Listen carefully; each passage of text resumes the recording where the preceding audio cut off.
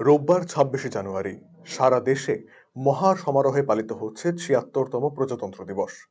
৭৬তম সাধারণতন্ত্র দিবস উপলক্ষে শিলিগুড়িতেও বিভিন্ন স্কুল, কলেজ, ক্লাব থেকে শুরু করে আইনজীবীরা জাতীয় পতাকা উত্তোলন করেন। পাশাপাশি শিলিগুড়ি জিআরপি হেডকোয়ার্টারে এদিন গভর্নমেন্ট রেলওয়ে পুলিশের এসআরপি কুনওয়ার ভূষণ সিং পতাকা উত্তোলন করেন। এরই পাশাপাশি সারা দেশের সাথে কোচবিহারেও সাড়ম্বরে পালিত হয় ৭৬তম সাধারণতন্ত্র দিবস। রবিবার এই উপলক্ষে প্রতি বছরের মতো কোচবিহার রাজবাড়ী স্টেডিয়ামে অনুষ্ঠিত হয় বর্ণময় অনুষ্ঠান, হয় বিশেষ কুচকাওয়াজ। এদিন সকাল ৯:০৫ জাতীয় পতাকা উত্তোলন করেন কোচবিহারের জেলাশাসক অরবিন্দ কুমার মিনা।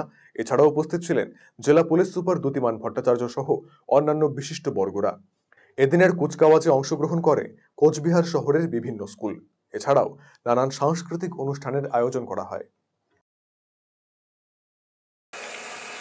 भारत के 76वें प्रजातंत्र दिवस के उपलक्ष्य पूरे कोचबिहार जिलावासीদেরকে জানাই আন্তরিক শুভেচ্ছা ও শুভকামনা।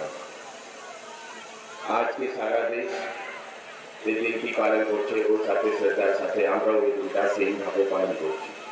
1950 সালে আপনারা জানেন আজকের দিন আমাদের সংবিধান গ্রহণ করা হয়।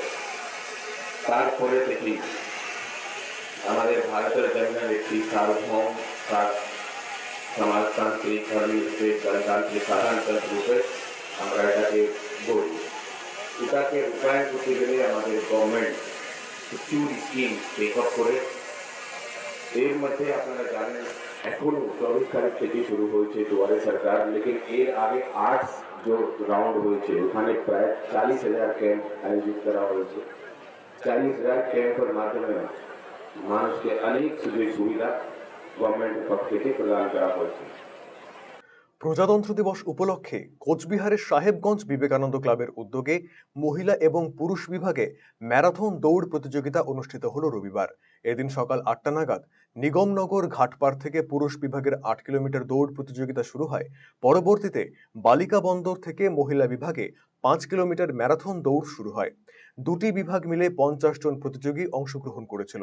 প্রতি বছর প্রজাতন্ত্র দিবসের দিন বিবেকানন্দ ক্লাবের বার্ষিক ক্রীড়া প্রতিযোগিতা অনুষ্ঠিত হয়। এবছর ৭১তম বর্ষের বার্ষিক ক্রীড়া প্রতিযোগিতা অনুষ্ঠিত হয়। এদিনের ম্যারাথনে পুরুষ বিভাগে প্রথম হয় সুমনশীল এবং মহিলা বিভাগে প্রথম হয় Arpita Barman. Bureau report, RCTV সংবাদ।